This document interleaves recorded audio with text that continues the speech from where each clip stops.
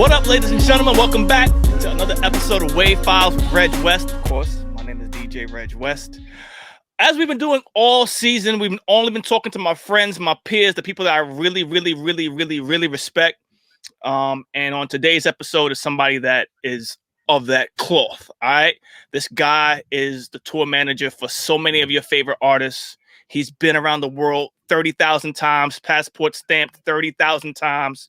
He's an amazing gentleman who's done some amazing things and seen some amazing things. Maybe he'll tell us a few of them. This is my guy, ladies and gentlemen, Ronnie Stephenson. Ronnie, what up, boy? What up? What up? How you feeling, Happy sir? to be here, Reg. Happy to be here. Thank you for having me. I'm happy to have you here, man. I know you don't do interviews too often. You behind the scenes. You behind that curtain.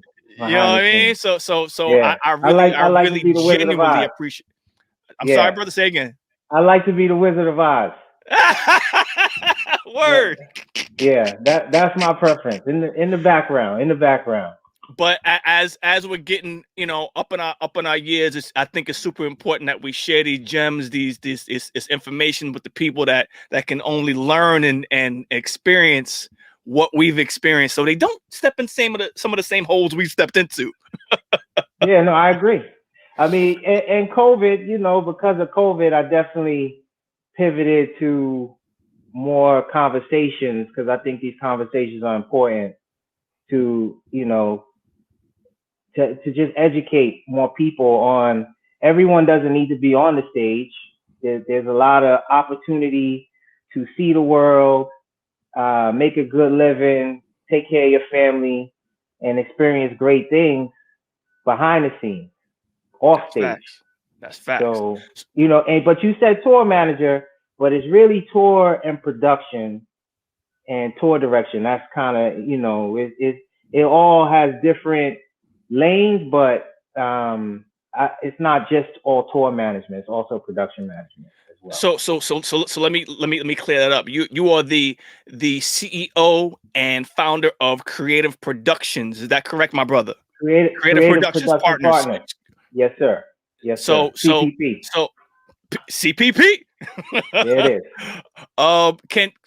Before we even tell the people about the company, can you tell the people, since you cleared up like my little shortness of your title, can you tell the people exactly what you do?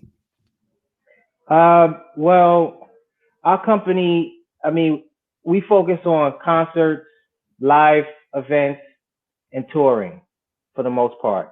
And then through COVID, we've pivoted into more virtual experiences, panel discussions, webinars, stuff like that. So you do everything from the start of the show to the lights is off. That's what you guys hold down. Typically as soon as the show is booked, to walk through the process, I'll probably be engaged once a booking agent is starting to have a conversation with a promoter to make sure that the deal is right for whatever the artist is that I'm working with on that particular project. So they'll hit me, listen, this is what they want, blah, blah, blah. And then, I'll kind of give them some feedback on whether I think that's going to be sufficient, knowing who the artist is, knowing what the scope of the event is or whatever. And then we'll have that conversation, and then they'll book the date. And then once they book the date, then they'll put me in touch with whether it's the promoter or whoever it is. But, we do everything from award shows, whether it's BET Awards, Grammys, American Music Awards, or award shows overseas. Then there's performances on late night television, Fallon, Kimmel, those type of shows. And then there's morning shows like the Today Show, Good Morning America. So there's a whole different scope of television performances that we do and that we produce, which also includes Latin, because we do have Latin artists on our roster as well. Right. But then, we, primarily, the concert experience is where most artists get that bag. So, right. Where you taking them around the world. So you create a show, you rehearse the show, and then you travel with that show around the world, tour with that show. And that's basically what we do. So we're not, for the most part, we'll work with creative directors who will be the creative and the production design. We'll work with them on the design and the budget of what that show is going to be and what that experience is going to be for the artist and for the audience. And then understanding what the scale of the scope of the venues, because the venues change. So, we could be on a run that's going to include arenas, but then it's also going to include festivals. Right. So, how are we going to take this show and put it into this particular venue? What do they have at a festival? What's their lighting? What's their video? What's their sound?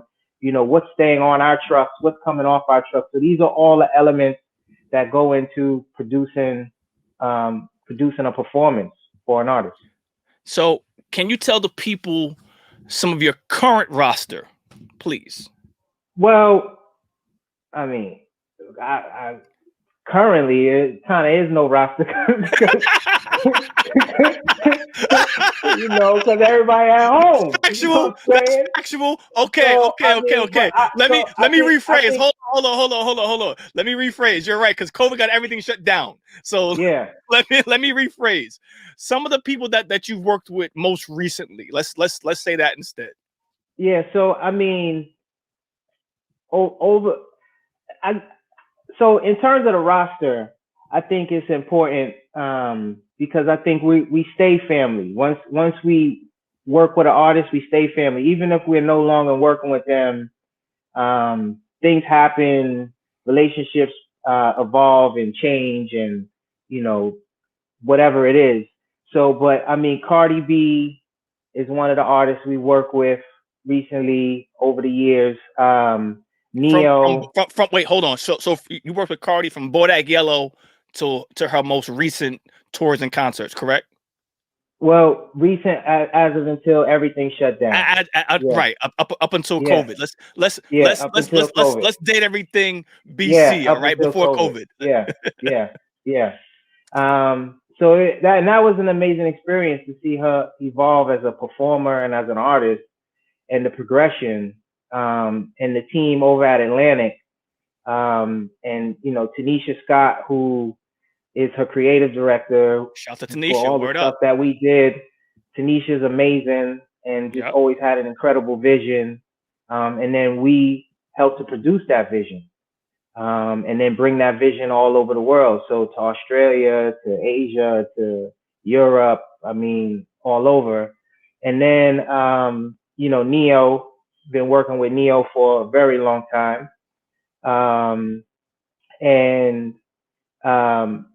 Work with one of the couple of the hottest Latin artists, one being Anuel AA. He's out of here. Yeah. So we've been working with Anuel, and then Prince Royce is another Latin artist that we work with. Prince Royce is out of here too. Yeah, he's an incredible bachata artist. And then over the years, TLC and Boyz II Men and Gucci Mane, and I mean it's a large roster, incredible. We've been incredibly blessed, man, to have all the opportunities to go through these experiences and journeys, and to be a part of their, just even if, and then I can't forget Sierra, because Sierra called me when she was coming back with Level Up, and it was one of those phone calls where it was like, it was her, and it was like, who? It's the Sierra, Jamaica. So Jamaica, shout out to Jamaica, who's another incredible creative director. Jamaica was like, you gotta work with Ronnie. So, and CPP, they'll take great care of you, and this and that. So she gave him my number. She texted me and then hit me, and then it was like, from there we ended up doing a bunch of stuff with her, which was amazing. And it's just, so many talented artists, man, and great experiences to help take their shows all over the world. And I mean, I think that for me, the first time I did an international tour, it was with Jay-Z, and it was in 2006.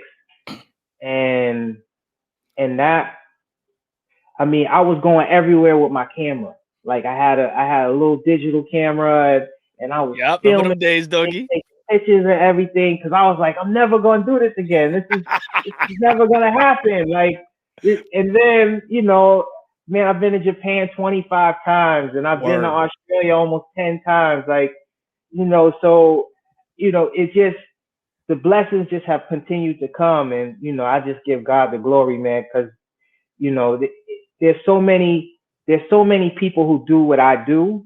So anytime I get the call and the opportunity where they chose me, I always feel it's an amazing feeling to know that I was selected, so and my team was selected, because I mean our team is I'm nothing without the amazing team around me, which from all the Your stuff team that is we phenomenal. I love your team, dog.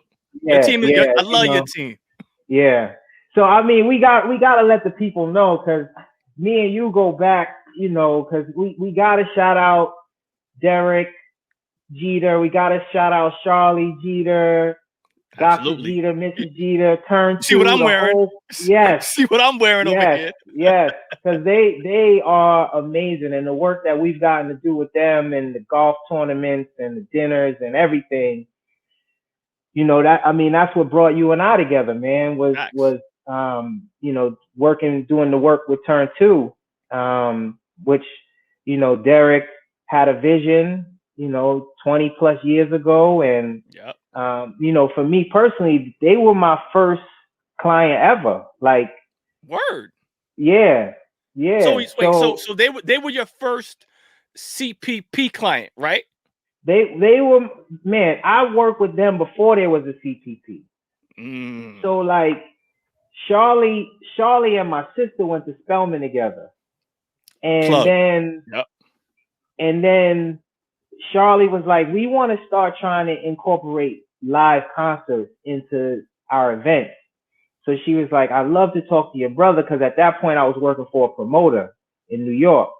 And so she called me, and I remember the first thing we did was at the Puck Building. It was with Roberta Flack, and it was flawless. The event was flawless. It was amazing.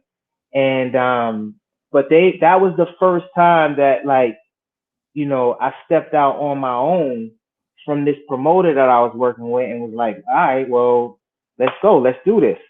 So they trusted me, and I always will. I've moved mountains to try and be present for everything that they do. I know this is fact. yeah. Like literally rolling up with a suitcase because I'm on my way to Japan, or I'm on my way. Yeah, like, but but yeah, it's been, them and that experience definitely catapulted me, gave me the confidence, gave me a lot of experience. But yeah, so I had to mention that. No. Listen, let me just double down on your point about that, because I moved mountains for them too. I think you remember a time I had to do Summer Jam the same day they had an event, and they had to, like, I literally came out the tunnel into the car, made it to the venue right on time to start with the sugar. Anytime I was concerned.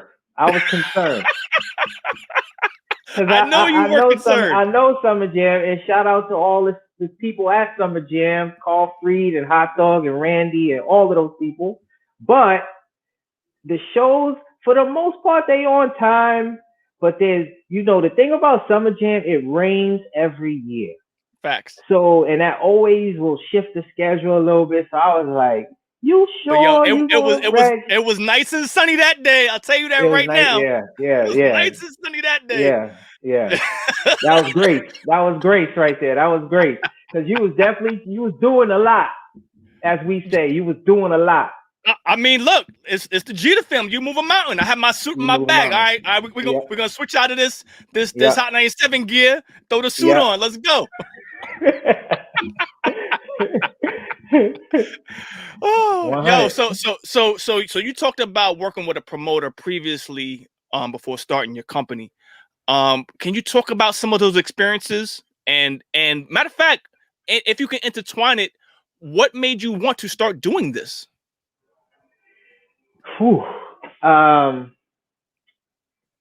Man, See, you got me in a safe space right now, so I might tell people things they never knew. Listen to me. This is the point of me and you having a conversation. I can hit that edit Yo, button. man. I can hit that edit button after the fact. If you tell me ha, we do the ha. Yeah. So the thing was, man, I had a band, and you were in the band, or you were promoting a band? No, I was in the band. Okay, but I wasn't very talented. But I had hustle and I had grind. Facts. And that experience from being in that band taught me a lot, like organizing rehearsals and like, just keeping a band together, and like we actually had an experience where we recorded some music, and it taught me a lot. And from that, I was like, man, I kind of dig this music thing. This is all right. So then I had one of the guys in the band with me. He knew someone who worked for this promoter, and I had worked in investment banking for a little while. And I was like, you know what? And I was making a lot of money working in investment banking. And I was like, especially at that age, because I was like 21, 22 years old, just out of college, and I was getting it. And I mean, but I realized I didn't want to be anchored there for the rest of my life. So I just kind of gave 2-week notice, which was an interesting conversation with my pop, because he was just looking at me like, what are you doing? Like, what are you doing? You like, are you crazy? Like, right. You'll never make this type of money again in your life, and whatever. Right. Thank God I ended up, it did what he thought didn't happen to me. It ended up working out, thank God. Right. So, right. But anyway, so my friend knew the promoter. He got me in, and from there I started as like a runner, and I was like, just like a PA, and I was like, man, this is pretty cool. Like, I like this. And then I started the towel company, Stage Matters, where we were providing all. Go ahead. I'm sorry. Go ahead. So we were providing towels for like local shows and stuff like that. And then I pitched it to American Idol, because the promoter that I worked with in New York was the promoter for American Idol. So I pitched it to them. So it's relationships, man. So, but then they were like, we want you to come on tour. So I had never ever envisioned, and going on tour was never anything that crossed my mind. But then they were like, we want you to go on tour. So from there, I went on tour, and it just evolved, man. Next thing, I was on tour with Usher on the Confessions tour, which was an amazing tour. That was incredible. What were you doing on the Usher tour, dog? Like, and tell the people more about what the towel company is, because I know about it, but give a little more detail. So I mean, we created the first nationwide network of laundromats and dry cleaners, because since we had the towels, and for those who don't know, when you have a concert, there's the towels on stage, and then you have the people who are on tour that shower at the venues, the truck drivers, the bus drivers, the crew. They all need towels. So we would provide towels. So it could be 25 dozen towels that would be needed per night, stuff like that. Right. So basically, because we had these towels and we needed them to get clean, we were like, let's create a network of laundromats, so that we can have the towels cleaned every day. And then we had the idea to expand that to provide a service for all the people who were on tour, so that we would handle everyone's laundry and have them all serviced, and we would negotiate a rate and then charge them a rate. And, so that was basically the business. Gotcha. So basically we pitched it to different promoters, and they loved the idea. And, part of the business model is that we would put someone on the tour as well. So when we, so on the Usher Confessions tour, I was out there with Stage Matters, which was, so I'll tell you a funny story, because because you got me in a safe space. So now Of course, we here. Let's go. So we would, part of our service was we also had dry cleaning. So we would get all the wardrobe clean. So, everything that the artists and the dancers and the band would wear on stage, they would have it cleaned through our services. Mm-hmm. So the thing about that was QC was a little challenging because we would sometimes be in large markets and sometimes we would be in small markets. And whether we were in small or large markets, that didn't really factor into for the wardrobe team. The stuff needs to get clean. So they don't care what city you're in. They just need the stuff clean. So I remember we had a vendor. I don't remember the city, but David Beverly, who was the wardrobe stylist for Usher on that tour. Okay. And David Beverly is he's a funny guy. So basically the suit comes back. So Usher had this custom white suit on that tour. Okay. And anybody you could Google the whole, the tour, you could see what he was wearing or whatever. He had this white suit that Armani made for him. I'm gonna B-roll it right here. So go ahead. Go ahead. All right, cool. So with this white suit, when it came back from the dry cleaner, it wasn't white. What? The suit wasn't white. No. So the dry cleaner messed up the suit. And this was a custom suit. So like when you have these artists, especially like that are dancers, they have special material put under the arms, in the seams, all of that, so they can dance and everything. Yeah. So this is major stuff here. Yeah. So David Beverly comes to me. And he's like, Mr. Raymond would like to see you. So like I'm like, Mr. Raymond, he don't know me. Like he's like, he wants to talk about his suit. So I go in the dressing room. And he was like, so you responsible for my suit? And now, I'm a man of integrity. I'm a person of integrity. Right. So even though it wasn't me personally, it was my company, I have to accept accountability for what happened. And so I was like, we'll get it fixed. So fortunately he had two suits. So the next city that we went to, again, this is grace because the vendor was an amazing vendor who was able to reverse all the issues, get the suit white again, and fix it. But that what color did it turn? Wait. What color did it turn? It just was like it was like a yellowy suit. Yeah, it was not. It wasn't white. It was, the suit was supposed to be like a starch white, and it wasn't white. It was not white. So we were able to fix it. But that was one of those moments where I was like, man, I don't know about this dry cleaning the wardrobe stuff like this. I mean, and we ended up dissolving that part of the business, like, because that was too much pressure. That and obviously I knew how expensive that stuff was, and we had come across other issues down the line with other wardrobe and stuff where we had similar issues, and again we had to accept the accountability, right? Because we would have faced, in terms of the tour, they only knew us. They hired you, so they hired us. It's on you, right? Yeah, but basically that business is what got me on the road and allowed me to meet different people and touring people, and got me on the road through that experience. I got hired to go on the road with Jay-Z and that was the first like tour that I did on the artist side, was his Global Express tour in 2006. So you dissolved the towel company, but not the company, but that the dry cleaning service, that arm of the company.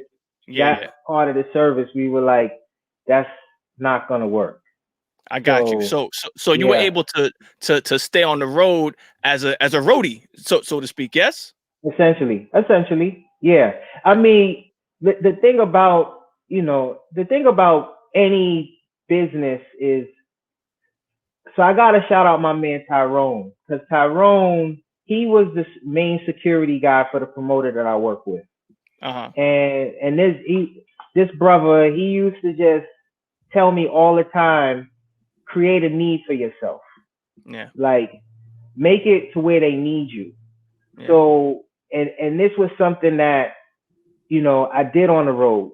So like, even I would just, because I was there, I would tell, whatever you need, I got you, like within reason, obviously. But when I was I did the Kanye tour for graduation. No, was it graduation? No, late registration. Okay. And that was with Stage Matters, my company, and the production manager on that tour. He was set up Kanye's dressing room. And I saw him setting it up every day. And one day I went to him. I was like, listen, I got the time, because during this window of time here, I'm free. So if you want, I'll set it up. And he was like, oh, really? Okay, cool. So he showed me what to do. So I would set it up. I would break it down. And that was the same people who ended up doing all the J stuff. Because, obviously Mm. Kanye came from the J tree. So Right. it was the same people. So that's how I ended up on the world tour with with um with Jay. Forgive me, man. This is Now you good. you know, yeah, This is real life. This is yes, pandemic real season. life. Yeah. So so um so basically, through that relationship is how I ended up on doing all the J stuff, and then getting an opportunity, an invitation from them to come out on the world tour. And then on that world tour is where I met Neo, and Because got Neo an Neo opportunity was Neo opening for Jay on that? I don't remember. in Australia. He Okay. opened, so Rihanna opened for Jay in South Africa, in, I think, want to say like Thailand, maybe like one or two places that we went to in Asia. And Mm-hmm. then she opened also in Australia, and then Neo came to Australia and opened up as well. Got you. So So so at this point, were you like 3, 4 on the totem pole, or were you still yeah, I like was junior. making? I was junior. Got you. I was junior. Got Yeah, got you. I was low man on the total pole. But there was only 20 people on the whole tour, including Mm. Jay, including B, including security, assistants. So everybody was We were essential. skeletons. Yeah, Everybody was essential. I we were got you. super skeleton. And the funny thing about it was, I wasn't sure if I was gonna do it, because Mm. my company was doing okay, and I was making money, and I was comfortable in my situation. And my sister was like, hold on, what do you mean you're not sure you're gonna do it? She was like, this is Jay-Z. Like, what, huh? So, you know, like, I love my sister. Like, our relationship, the honesty, it's just always been like that. And so, I reconsidered, and I was like, you know what? I'm gonna do it. This is the time to kind of step out from the shadow of my thing. And so from that experience is where, but all through that, I was already doing turn two. So while I was doing Stage Matters and going on tour and doing our services backstage and everything, I was still producing the turn two stuff. But then once I got the opportunity to work with Neo, because from meeting him and his team, they asked me to come on and work with them. That's how CPP was started. Because I was Got like, you know what? I need to create a separate business. This is a different entity. This is different services. So let me create a separate business for that. And that's how CPP was started. Got you. So you became lead on all of Neo's productions Production manager. Yep. at that point. Got you. Yep. Yep. How was that? Okay, so when you started with Neo, what song was out? So people can have a better idea. Do you remember the song? Well, it was In My Own Words. He was. Oh, he so was, it was all that. I got you. Yeah. He was at the tail end of In My Own Words. So when he came to Australia, he was touring on In My Own Words. I got you. So So that that was like, I was sexy loving all that, right? That was like, yeah, it was Sexy Love, So Sick. He just okay. celebrated. I mean, it's just 15 years right now. It's the 15-year anniversary of that album release. Crazy. So yeah, so that He was on because fire. it's because think about it, it's 2021, Right. and that tour was 2006, so it's 6. Yeah. 15 years. So yeah, in my own words, that was the tour he was doing. So I jumped on towards the end of that, and then we rolled right into Because of You. So that was the next album after In My Own Words was Because of You. I got you. So y'all were doing everything big. Y'all were doing all the big stuff already because those songs were already out of here. I got you. Yeah. Wow. Okay. So that's where you met Neo, and in the midst of working with Neo, you added on a few other, I guess, legacy acts to your resume. TLC, Boyz II Men, Yep. um, two iconic 90s R&B groups that will forever Yep. get booked because their songs are iconic. Well, the thing about TLC, so TLC wasn't touring or doing anything because that was Right. pretty much right after Left Eye had passed, and then Tion had gone through some different health stuff, and so when they were ready to come back, they got booked on a show in Japan, and the promoter in Japan and I had a relationship, and so they were like, listen, this is the person we recommend because he's amazing. Let him bring you out here, blah blah blah. So then when I went to Atlanta and I had a meeting with T-Boz and Chili, and it was surreal, to sit with them and talk with them, and they were like, all right, so what do we need to do next? Right. So at that point, Bill Diggins, who's their longtime manager, he didn't even really know what was going on because this was something that was all happening in real time. So then when I started asking them about different assets, like who has your video, who has the music, so they were like, Bill Diggins, Bill Diggins. I was like, well, we need Bill Diggins. So then got in touch with Bill. Bill came back into the picture. Well, he was always in the picture, but he just he had all the assets to produce the show for them.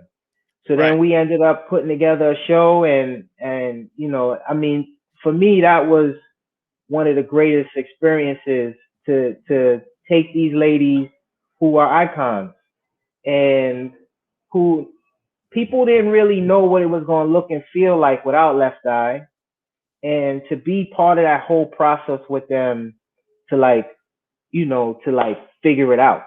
Cause I mean, we had to figure it out. Are we doing a hologram, or like how are we incorporating Left Eye into this equation where it doesn't seem corny, it doesn't, it's impactful, but it pays homage to her, and she was spitting on the Waterfalls, big records. So like, how do we figure this out? So we did a few things, and then the show, when the Super Bowl was in New York, they had this Super Bowl Blitz series that VH1 did, and they hosted different concerts every night on VH1. Right. And TLC did one at the Beacon Theater.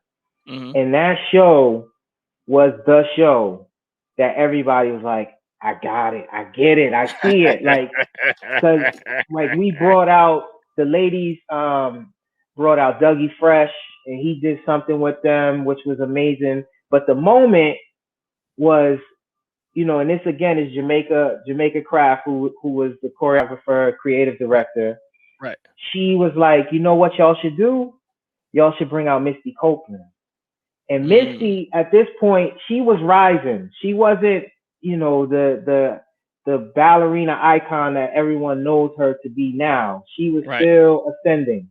Right. And so I remember, like, we went to the ballet studio, and because they brought her out on Waterfall. So during Lisa's rap, Misty came out and had choreographed a piece to that.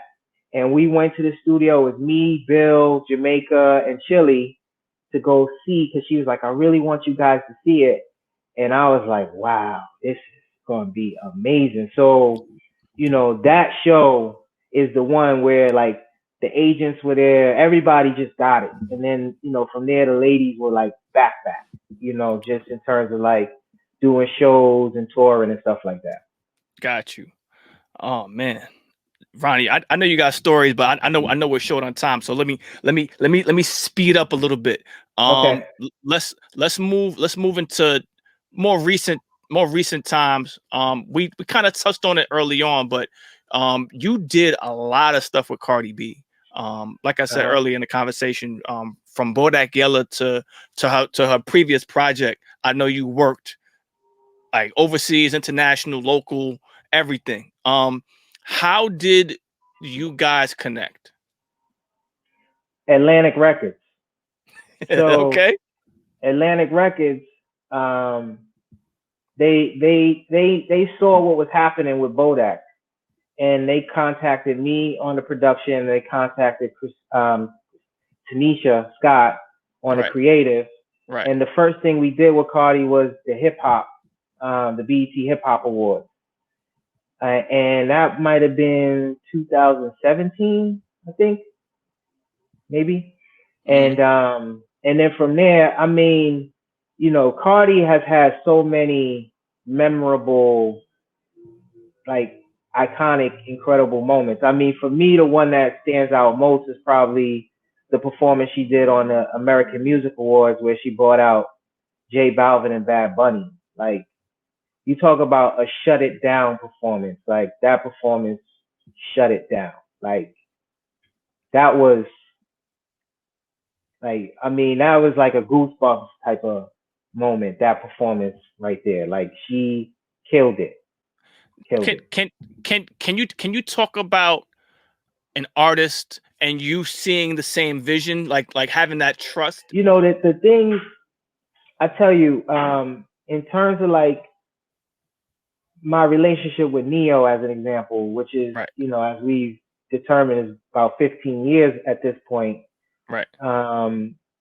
There's definitely a trust there. Like, I mean, I know his catalog. I know what he's comfortable with in terms of like, just how we execute a song, a show. I mean, and there's been so many incredible, iconic moments that I've been able to participate with him. I mean, I remember we were in rehearsal. We were in rehearsal for the BET Awards when we found out that Michael Jackson died. And then BET called to see if Neo would perform, pay homage to Michael and do some sort of performance. And, him and I talked about what he wanted to do. And then we talked to Greg Fillingane, who was Michael's musical director for many, many, many years. And Greg had an idea of Lady of My Life, which Neo also had the same idea because that's his favorite Michael Jackson song. Dope. And to see that come together, it just was like, it was, man, I was so happy for him, because that was one of his guys, and to be able to honor him the way he did and to keep it authentic the way he did, it was, that performance is one of the performances that will always stay with me, where I was like, this dude is an artist. Like for him to be able to pivot and be able to just like, where it wasn't cameras and it wasn't lights and, it was just him and Greg on piano, and let's execute this song to honor Michael Jackson, and he killed it. And that was one of those moments. That was one of those moments that was special, where it was just like, him and I just kind of talking about it, bouncing different ideas. Like, could it be a dance number? Like, what, you know what I mean? Like, how do we honor this moment? And, And then when we got into the rehearsal with Greg, and Greg was like, "This is what I'm thinking, just me on piano," and then when Neo I was like, "That's it, we got it." I know what I know when before COVID, we were you were doing a lot of work with Anwell and Prince Royce. Were you touring specifically in the southern in South America, or were you doing a lot of stuff in the States as well? Well, Tasha, who works with us, she tour manages. Tasha's amazing, and she's multilingual. So she speaks Spanish, Portuguese, and so Tasha's the one who's really on the road with them. But Prince Royce was actually on tour in the States.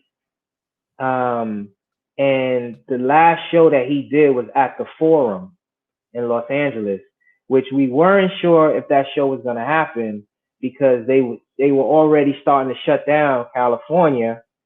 And so he was the last performance to happen at the Forum before COVID shut down. Yeah, before COVID shut down California.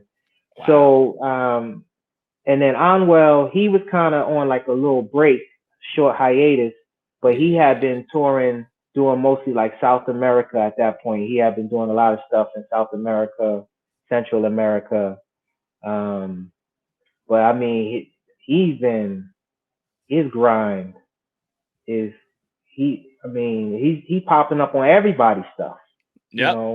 Yeah, he's and so those two artists, I mean, for me, just kind of working alongside with Tosh and supporting Tosh and seeing like it's very comparable, like the experience of touring in Africa and the experience of touring in South America. They don't have the same sort of resources down there as like when you tour in Europe or you tour in Australia or you tour in Asia. But the crowds, when you go to Africa, the crowds are incredible. The last international shows that I did with Cardi was in Nigeria and in Ghana.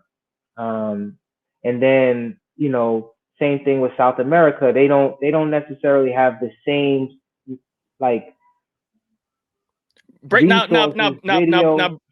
break down the resources thing, because I know what you're talking about. Because I know when I've gone to certain I know when I've gone to certain countries to go DJ, or I'm with an artist and something that's on my rider, normally they'd be like, "We ain't got this." Yeah. No, so that's it.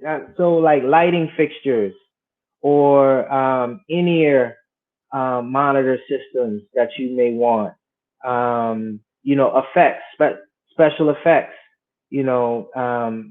for in Latin music, Cardi as well, a lot of artists, effects are really a really important moment in their show where they really look for like flames and cryo and different effects.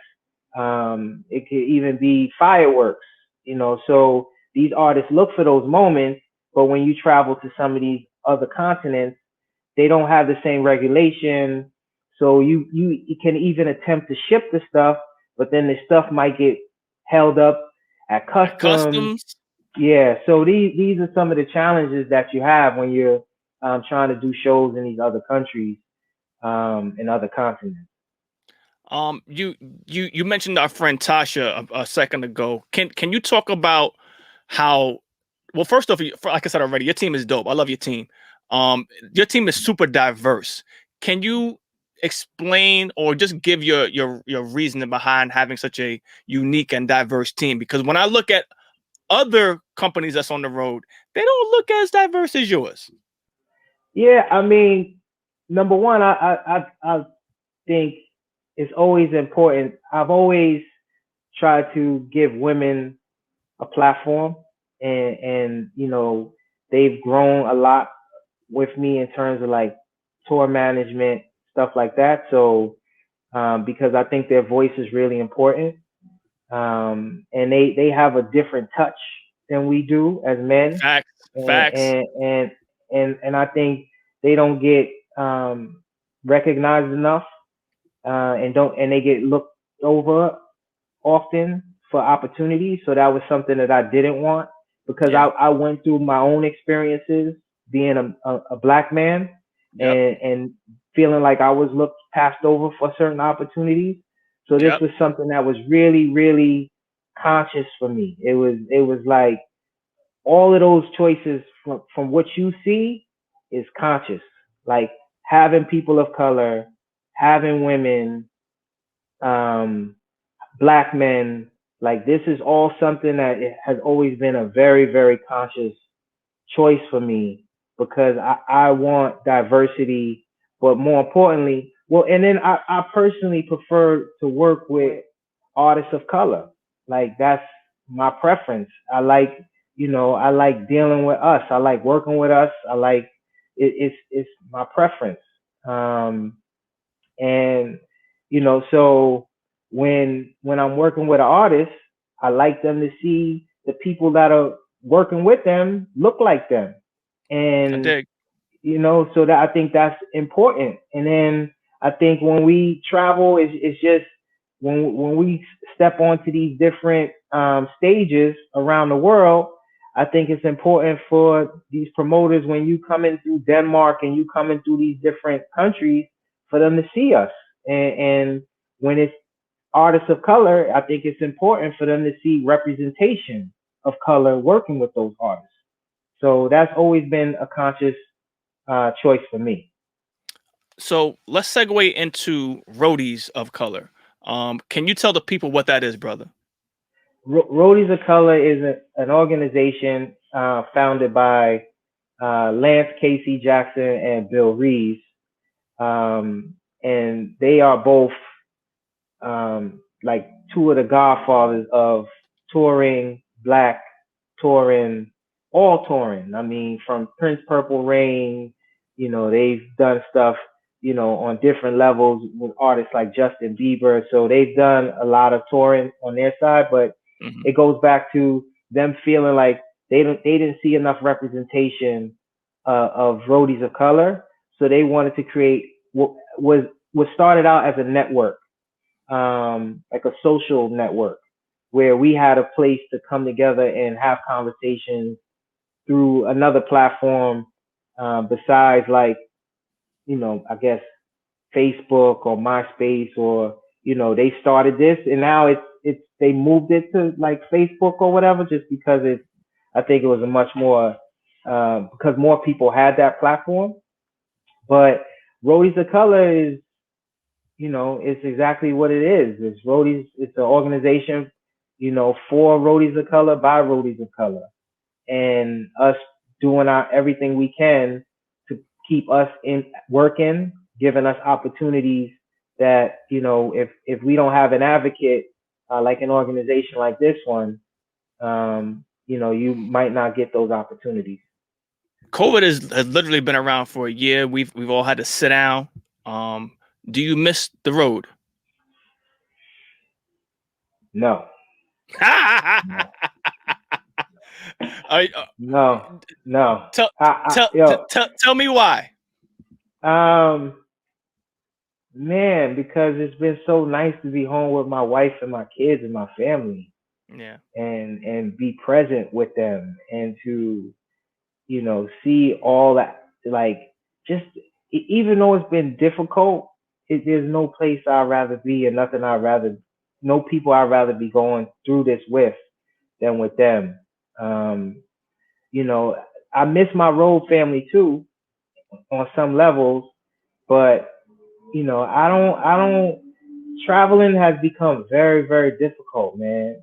Yeah. And, it just like the just all the bags and the weight and this and that, it's like it's a lot.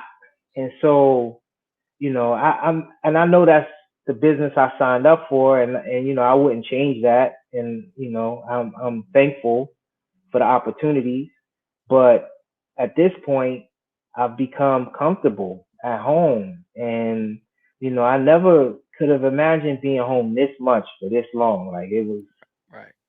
it's like came out of nowhere. And, um, but I just love being home with the fam, man. It's it's the bag is obviously nothing like the bag that you get when you're on the road. You got to figure out other ways, other hustles, other grinds, to take care of them. But but this has been a blessing as far as I'm concerned. Like, the business is suffering, but the life, my personal life is super healthy. The kids and my relationship with Jamie, my wife, has been great. So that's a great point. I've spoken to other peers of ours, artists and DJs who travel for a living, and I've gotten conflicting answers. Some have told me exactly what you've mentioned. Like, you're on the road, 200 days out the year. You miss things. You miss events. You miss taking them to basketball. You miss hanging out with your wife or whatever the case may be. But for others, they've been trained for the get on the plane, do the show, take a shower, get on the next plane, and they miss that. So I appreciate your answer. I think that comes from a place of maturity too, because if I feel like if I asked you that 5, maybe even 8 years ago, you probably would have gave me a different answer. 100%, 100%. Yeah, it definitely would have been different. Um, you know, Probably 4 years ago. Yeah. But at this point, where I'm at right now, it's like, especially when you're seeing all the death, man, and you're seeing all the loss. Yeah. It's like, you gotta hold the people dear to you close, and because nothing's guaranteed. That's a And fact. so from that perspective, I'm very grateful for the time that I've had with them, um, and that we've been good. It hasn't been without challenges at times, but I feel very grateful that I was somewhat prepared for something like this. That I wasn't in a situation where I was bag to bag. I was able to be prepared for a rainy day. I didn't know it was gonna rain for a year, Right. but Right. you know what I'm saying. But I'm thankful that they haven't needed or wanted for anything, and we've been good. So from that, I mean, I feel blessed, man. I mean, I just to I have such more of an appreciation too for what it must have been like when I wasn't here. Like, Yeah. you know, so and from that perspective is another reason why I'm very, I shouldn't say, so I guess it's like, do I miss it? I do miss you. I'll tell you what I miss most. Mm. What I miss most is when the house lights go down and everyone Facts. takes out the cell phone and Facts. all the lights are on and there's an anticipation for the artist and the show to start, And then the and, goosebumps and, happen. and the goose, That's it. like that's what I like. That You I don't have get right now that. because I'm thinking about it. Yeah, yo, Woo! Reg, you don't get that from doing Nah. virtual events. You don't, Woo. so Yo, Ronnie, I got that's, goosebumps right now just thinking about that, dog. You yeah, right. that's the That's what moment. it is. That's the moment. That's the moment I miss, man. Like, you know, um, but like besides that, I mean, I'm like, I'm good at home. I tell people Yo, all the listen. time. It's funny. It's funny because like people are always like, what do you want to do? What do you want to do? I mean, my answer is kind of always nothing. Like I want to do nothing, so then I could do everything that I want to do. So like I don't at this point, like I've seen so much and experienced so much and traveled the world, and um and I don't take any of it for granted, but there's nothing more important than the two boys that I'm raising, and just making sure I'm raising two great men. So I want to put as much time and energy into that as possible. So true.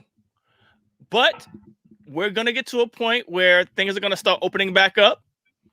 Concerts are going to start happening again. Maybe, I think they're saying maybe, you know, end of this year, maybe top of 2022. Mm-hmm. Do you think, and this is obviously all like, you know, hypothetical, do you think there's going to be a rush back to concerts, or do you think people are going to be very hesitant to come back? I think there's going to be a lot of people that are going to rush back. You see what's going on in Miami South Beach? This is true. This is true. This is true. They wilding. They are wilding. Yeah, I mean, but listen, so if you had a festival today, there's going to be people that flock from all over the country to come to that. Like, so there's definitely people that are ready. You're right. They ready. You're right. So we're gonna have to get ready, because But we stay ready, Reg. Come on. Facts. We stay ready. It's facts. We stay ready. Facts. Yeah, Listen. this is. I mean, as soon as the phone rings, then we know it's go time and we make it happen. And the people that don't make it happen, their phone's not ringing. So that's, you know, that's what it is. You're right. That's what it is. Yeah. Ronnie, I appreciate the time. We went way over time today, but listen, man, I appreciate you. Ladies and gentlemen, this is one of my good friends, Ronnie Stephenson of CPP. You can hopefully catch him on the road very, very soon. Touring with one of his amazing acts that gives him a call to go do the amazing things that he does. Ronnie, is there? Well, yeah, man. One last thing. Is there a way that young individuals could learn to do what you do under you? Is that a path? Is there a way that they could go? Yeah. Not specifically under you, but just in general. No, I get it. Because what we do, like you said, there's so many other jobs and positions in the music business outside of being the rapper, the singer, in the band. Give them some insight, please. Well, through Roadies of Color, that's one way, because we definitely are developing a mentorship program with Roadies of Color. And then you could always hit me through @Creative P2. That's our handle, @Creative P2. And that's on IG, ladies and gentlemen. The number 2. So @Creative, the letter P, the number 2. And through there, if you reach out, you know, then we can have a conversation and see how we can help. Because we definitely want to groom the next generation of great minds, great visionaries, to produce and create and, you know, continue the legacy of what we've been doing. That's a fact. Folks, again, this is my friend Ronnie Stephenson. Yo, love Reg, you, bro. Thank you for your time, man. Yeah, thank you, my brother. This is Wave Files. We out of here. Woo! All right.